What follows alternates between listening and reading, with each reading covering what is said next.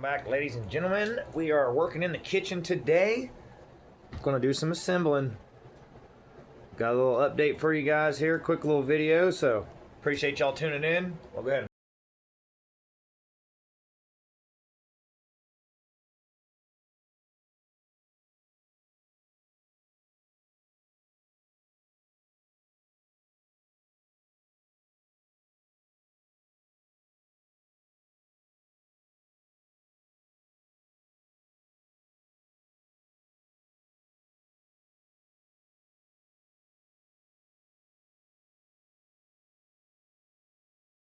guys, so we're going to start by getting this crank set down inside of this block. Now it is very important to remember that you need to make sure that you lube the bearings in the block, and then you also want to make sure you get some lube on the top of the crank and on the main cap bearings as well before you put it all together. So that's what you're going to see me here. That's what I'm doing. Get some lube going there, then we'll get her bolted down.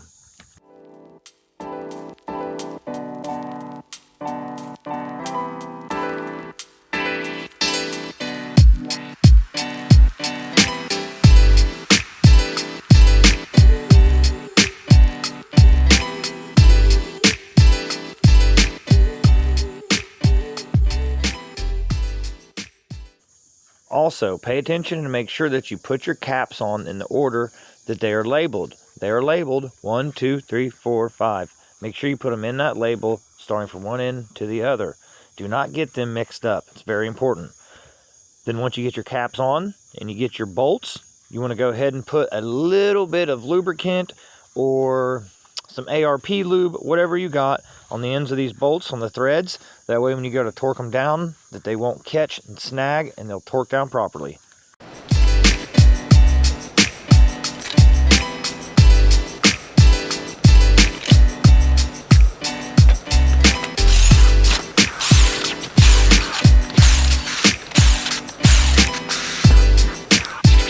And make sure when you go to put your bolts in, that you put them in and tighten them down evenly until they're snug, and then proceed to your torque sequence and your torque specs, which are right here on the screen. You're going to want to start with your first step, which is going to be right around 23 foot-pounds, and then proceed to your final torque of 55 foot-pounds.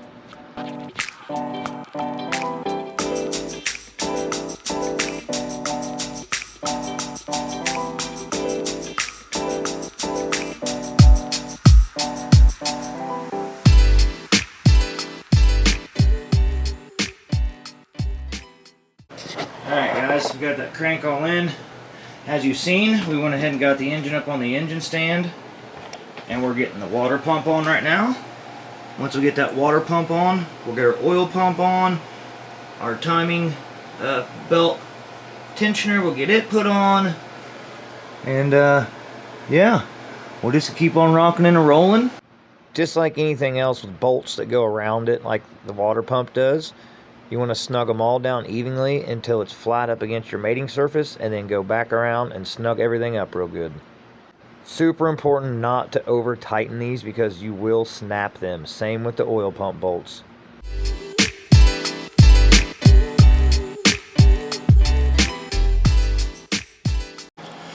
We've got our oil pump cleaned up and our hardware. Got her all flushed out real good. Now we're going to go ahead and run us a bead.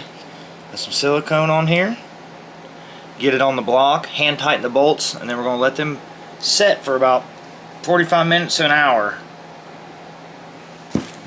Once that sets up, we'll be able to crank her down.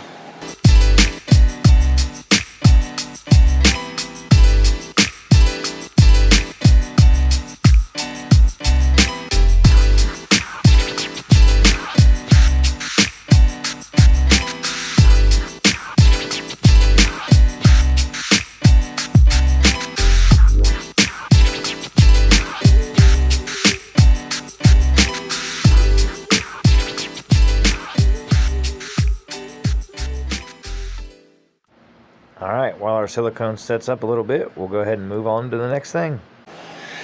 Now I got our oil pump on there to set up. The next thing, what we're going to go ahead and do is move to the back of the engine. And we're going to get our catch can fitting put on. And then we're also going to get our plug put in this hole right here.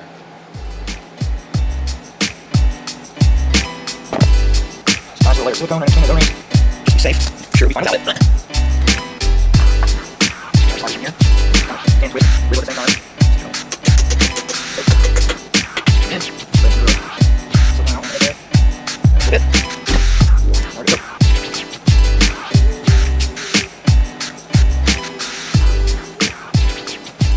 Bam. Now what we're going to do, we're going to remove this fitting, which is for our catch can, and that's where this will go. I'll go ahead and get that pulled out.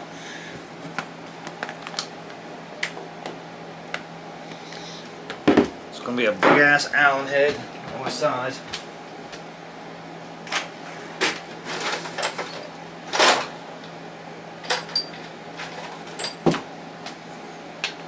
It's that size.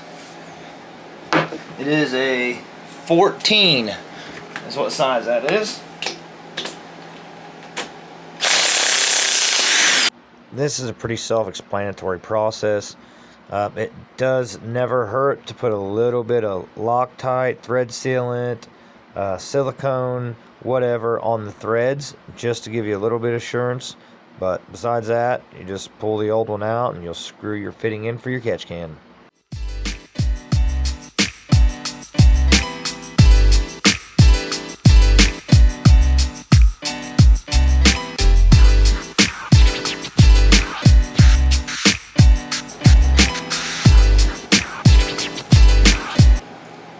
Next on the list is our oil pressure gauge sending unit, along with the T that will feed our turbo oil feed. Once again, a little bit of Loctite or thread sealant or silicone on the threads will go a long way.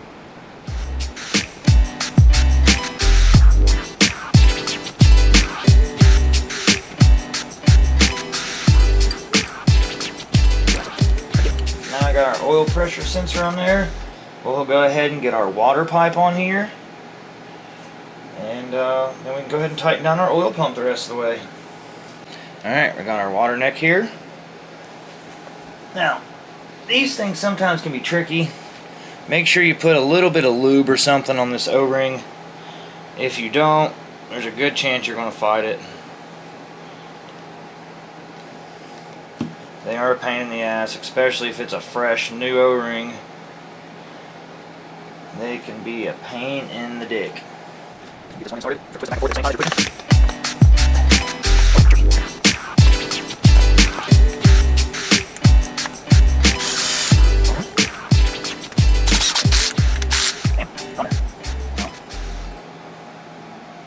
Our water pipe's on. Everything back here is on and good. So now, crank down our oil pump.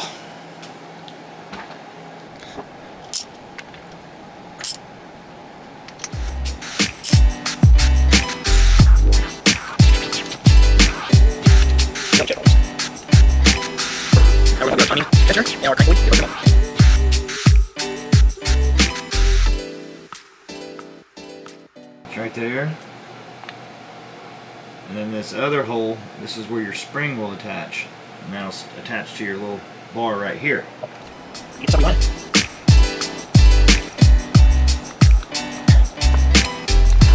Like that. Okay. Slide it back so it's covered. First piece you want to put on is your lower timing gear. You will have a keyway for that as well. So you put your keyway in there.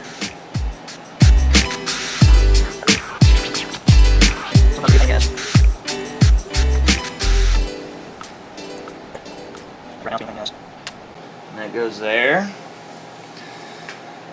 Now you're going to need your timing belt, because your timing belt will go around this,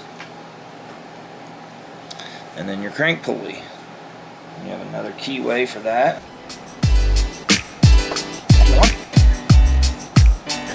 Actually, good. Actually, good.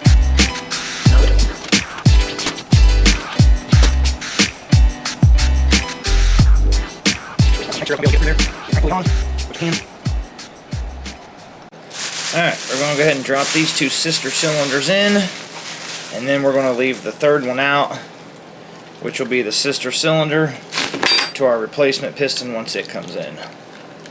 But I have bearings, even though the engine only had a few miles on it, I think like 700 miles maybe. The bearings all looked good, but since I have a set, I got the whole motor apart again. I might as well just go ahead and put fresh ones in it. That way it's one less thing I got to worry about in the future.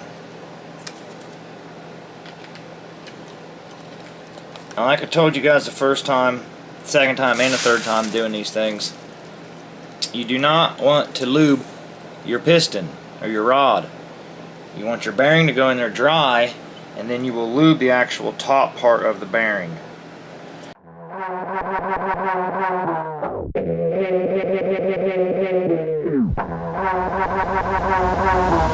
We'll lube up our center roll and get this disc dropped in.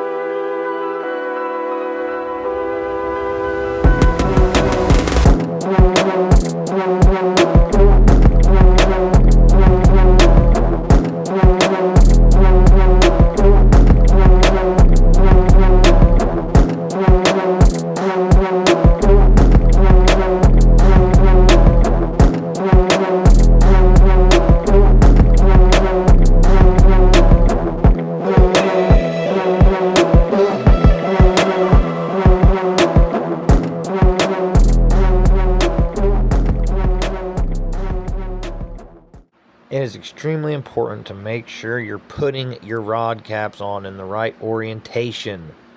Please double and triple check that. Then once you have your caps pressed down on there, get you some ARP lube for your rod bolts, snug them down evenly until the cap is tight, and then proceed to your torque sequence.